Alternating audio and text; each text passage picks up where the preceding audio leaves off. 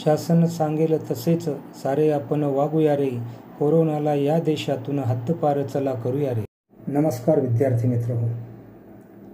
आजच्या work from home या उपक्रमाअंतर्गत आपले सहर्ष स्वागत करतो.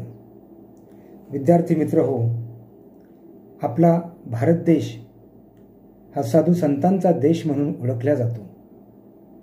संत महात्म्यांचा देश म्हणून आपला देश जगामध्ये सुपरिचित आहे. आपला देश जसा कृषीप्रधान देश आहे तसाच तो एक सुसंस्कृत आणि साधू संतांच्या पदस्पर्शानं पावन झालेला देश आहे, पावन झालेली, पुनीत झालेली भूमी आहे.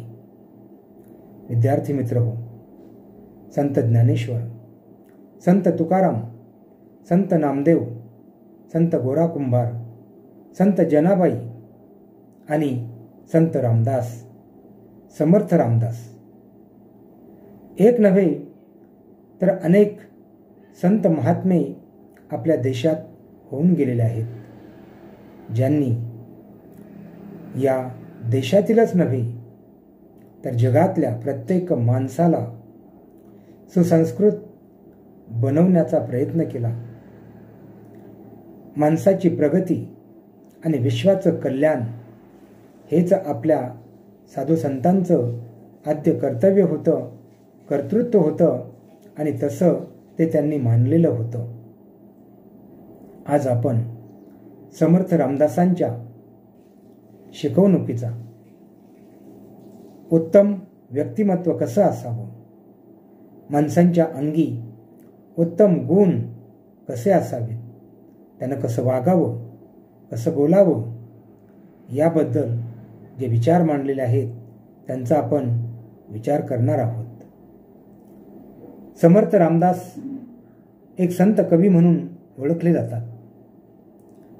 समर्थ रामदासांच्या काव्याची ठळक वैशिष्ट्य म्हणजे त्यांच्या काव्यामध्ये असलेली सामाजिक जाणीव. समाजाच्या नैतिक आणि आध्यात्मिक उन्नतीविषयी ते अखंड जागरूक असत. त्यांची अतीव तळमळ त्यांच्या काव्यातून आढळून येते. आध्यात्मिक विचारांचे प्रतिपादन करणारे टीकाग्रंथ, स्फोट प्रकरणे, आख्यान काव्ये, करुणाष्टके, उपदेशपर रचना, अभंग, पदे, भूपाळ्या, आरत्या, स्तोत्रे असे विविध प्रकारचे वाङ्मय त्यांनी निर्माण केले. मुलांनो, दासबोध ही त्यांची संपूर्ण स्वतंत्र कृती असून त्यातून त्यांचा व्यासंग, चिंतन, समाजाचे आणि जनरीतीचे त्यांनी केलेले सूक्ष्म अवलोकन आपल्या अनुभवाला येते, प्रत्ययाला येते. मनाचे श्लोक हे त्यांचे अत्यंत लोकप्रिय आणि सर्वतोमुखी असणारे काव्य आहे. संत रामदास यांनी या रचनेत आदर्श व्यक्तीची लक्षणे कोणती असावीत हे सांगितलेलं आहे. आदर्शत्वाची त्यांची संकल्पना स्पष्ट करताना त्यांनी काय करावे आणि काय करू नये याबाबत मानवाला मार्गदर्शन केले आहे. सत्याचा मार्ग स्वीकारा, विवेकाने वागा, कीर्ती वाढवा असा संदेश आजच्या कवितेतून आपल्याला मिळणार आहे आणि समर्थ रामदासांनी तो दिलेला आहे. मुलांनो, चला तर आपण आजच्या कवितेकडे वळूयात. कवितेचे शीर्षक आहे उत्तम लक्षण आणि कवी आहेत संत रामदास.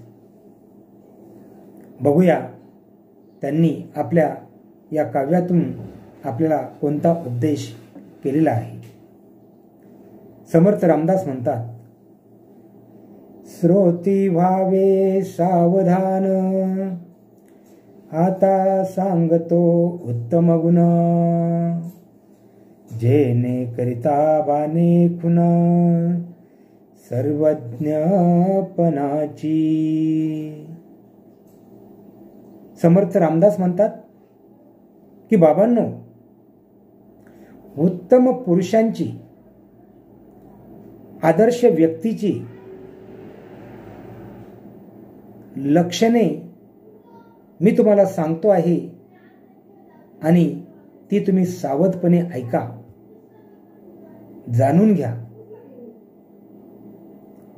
श्रोत्यांना ते म्हणतात, श्रोतेजन हो, तुम्हाला आता मी उत्तम गुणवान व्यक्ती कसा असावा हे सांगणार आहे. आणि मी हे सांगत असताना तुम्ही तुमची श्रवण शक्ती एकवटा, सावधान होऊन, तत्पर होऊन ते ऐका. ही लक्षणे तुम्ही ऐकून सर्व गोष्टी जाणण्याची एक खूण अंगी बाणवणार आहात, तुमच्या अंगी तुम्ही निर्माण करणार आहात. पुढील ओळींमध्ये, काव्य पंक्तींमध्ये समर्थ रामदास आपल्याला सांगतात, वाट पुसल्या विन जाऊ नये, फळ ओळखिल्या विन खाऊ नये, पडली वस्तू घेऊ नये एकाएकी. बाबांनो, जर तुम्हाला कुठे जायचं असेल, प्रवास करायचा असेल, तर तो प्रवासाचा रस्ता तुम्हाला माहीत असल्याशिवाय तुम्ही त्या रस्त्याने जाऊ नका. कारण रस्ता म्हटलं की रस्त्यामध्ये अनेक अडीअडचणी असू शकतात, अडथळे असू शकतात. नेहमी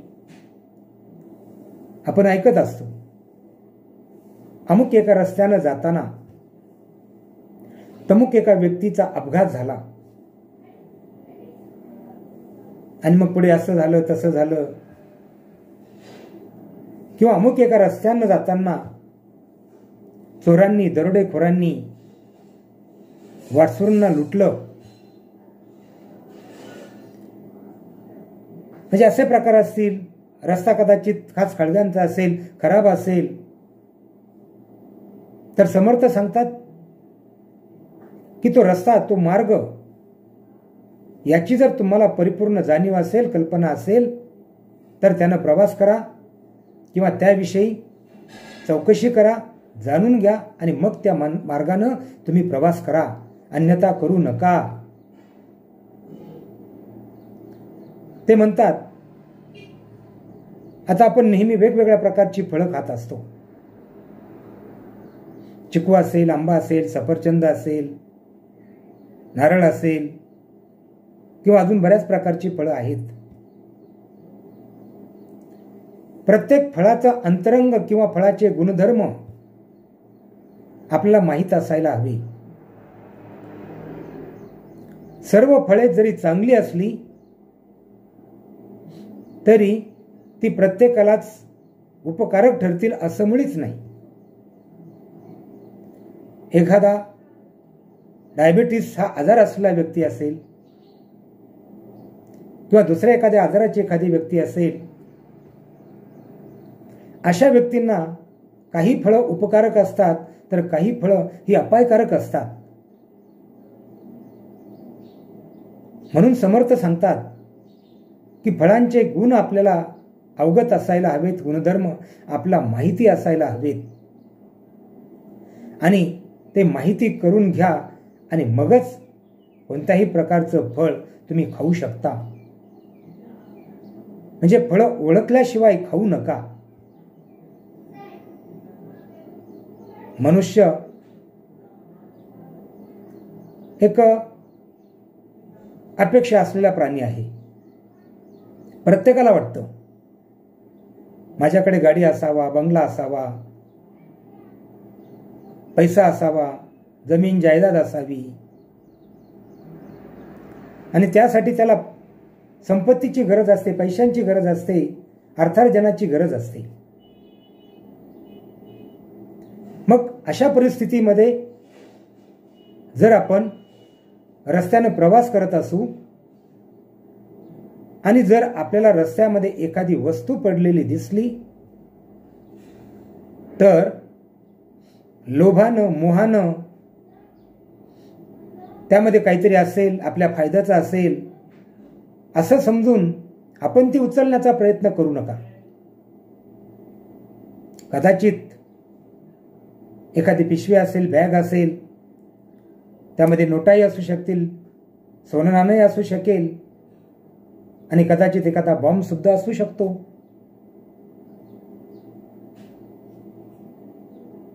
ती वस्तू उचलल्यानंतर झाला तर फायदाही होऊ शकतो, नाहीतर नुकसानही होऊ शकतं.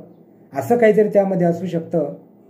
आणि म्हणून बाबांनो, रस्त्यामध्ये पडलेली कुठलीही वस्तू अविचारानं, विचार न करता, जाणून न घेता ती अचानक पटकन उचलण्याचा प्रयत्न करू नका.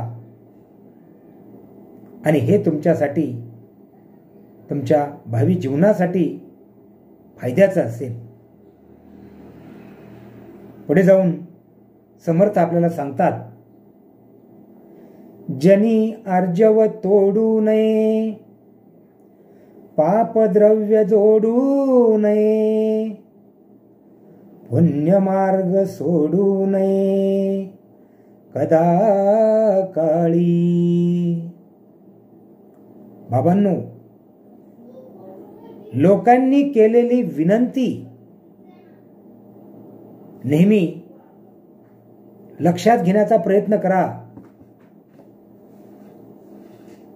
लोकांनी केलेली विनंती विचार न करता झिडकारण्याचा प्रयत्न करू नका. एखाद्याला काय म्हणायचं आहे, तो तुम्हाला विनंती करतो आहे, तर त्याचं म्हणणं तुम्ही ऐकून घ्या. ऐकून न घेता ते अमान्य करण्याचा प्रयत्न करू नका. संपत्ती, पैसा हा कोणाला नको असतो. तो तर सर्वांनाच हवा असतो. महाभारत घडलं, राज्य, राज्याचा हिस्सा, द्रव्याचा हिस्सा यावरूनच घडलं. मग त्या काळात देखील संपत्तीला किंवा राज्याला महत्व होतं, त्यासाठी संघर्ष होता, तो आजही असणार, याबद्दल दुमत असण्याचं कारण नाही.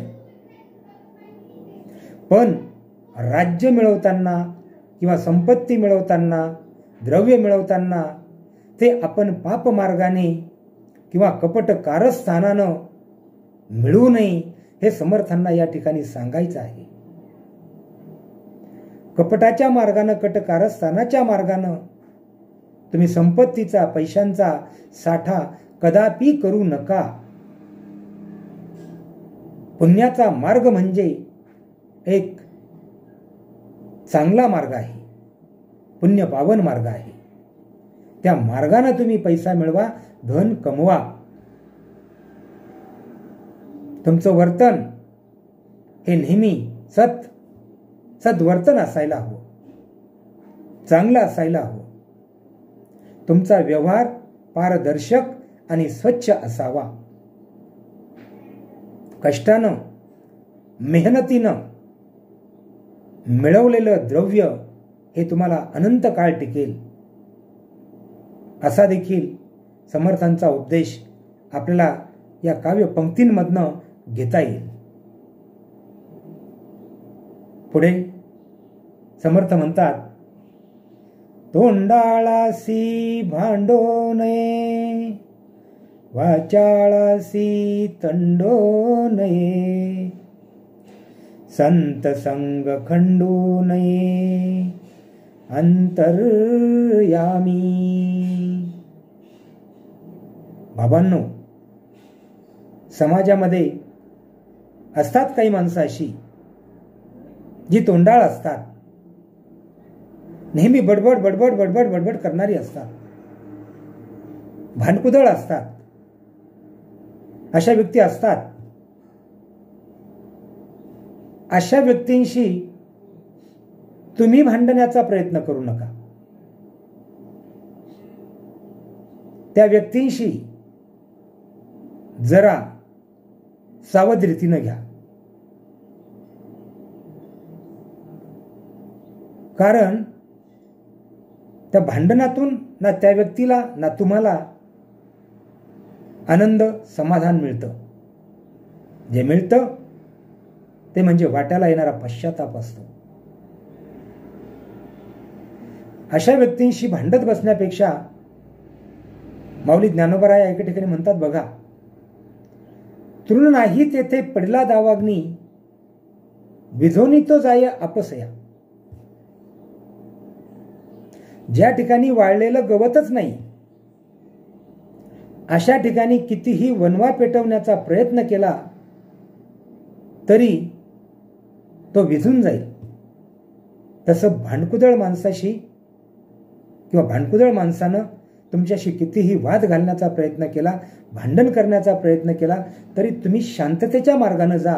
ते भांडण, तो वाद आपोआप त्या ठिकाणी मिटेल. व्यर्थ बडबड करणारी माणसं, वाचाळ माणसं अनेक असतात. त्यांच्याशी असा अकारण तंटा करत बसू नका. ते तुमच्या हिताचं नाही, फायद्याचं नाही.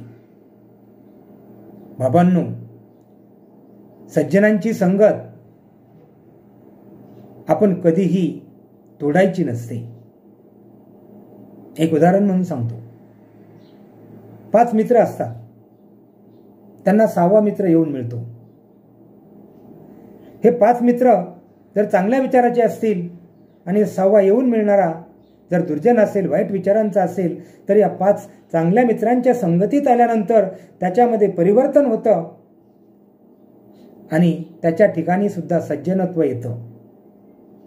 त्याची वृत्ती निर्मळ प्रामाणिक बनते, तो चांगला माणूस बनतो. पण 5 जर दुर्जन असतील आणि या 5च्या सहवासात 6वा चांगला आला तर कदाचित त्याच्यात परिवर्तन होऊन या 5प्रमाणे तो देखील दुर्जन बनू शकतो. 100% मी म्हणणार नाही, पण तशी शक्यता नाकारता येत नाही. आणि म्हणून संगत करत असताना, मैत्री करत असताना ही नेहमी चांगल्याची करा. वाईटांची संगत करू नका, साथ देऊ नका. आणि चांगल्यांची संगत कधीच तोडू नका. हे कायम मनामध्ये ठेवा. मनापासून एखाद्याशी जर मैत्री झाली असेल तर ती मैत्री तोडण्याचा कधीही प्रयत्न करू नका. आपल्या स्वार्थासाठी त्या मित्राला दूर करण्याचा प्रयत्न करू नका. साधू संतांशी तुमची मैत्री झाली असेल तर ती मैत्री सुद्धा कधीही तुटता कामा नये. पुढे जाऊन समर्थ आपल्याला उपदेश करतात. आळसे सुख मानू नये, चहाडी मनास आणू नये, शोधिल्या विन करू नये कार्य काही. बाबांनो, आळसे कार्यभाग नासे असं नेहमी म्हटलं जातं. काम न करता ऐदीपणानं, आळशीपणानं जर तुम्ही राहिलात तर तुम्हाला कधीही आनंद मिळू शकणार नाही. आनंद मिळतही असेल तरी तो क्षणिक असेल. आणि म्हणून आळशीपणातला आनंद घेण्याचा प्रयत्न करू नका. कारण आळसामुळे सुखाचा नाश होत असतो. आळसामुळे आपल्या संसाराची अवनती होते, आपली अवनती होते, अधोगती होत असते. आणि म्हणून एक गोष्ट ध्यानात ठेवा, आळस हा माणसाचा 1 नंबरचा शत्रू आहे. आणि या शत्रूला आपण नेहमी दूर ठेवलं पाहिजे.